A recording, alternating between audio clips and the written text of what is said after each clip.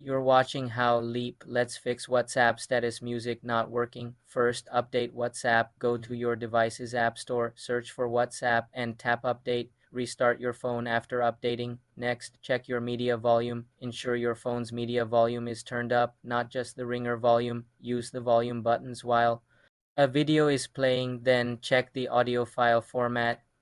WhatsApp status supports common formats like MP3 and MP4. If the audio is in an unsupported format, it won't play, re-export, or convert the audio. Also, the music feature may be region restricted. Ensure you have the latest version of WhatsApp as the feature rolls out gradually. Clear the app cache on Android. Go to Settings, Apps, WhatsApp, Storage, and tap Clear Cache.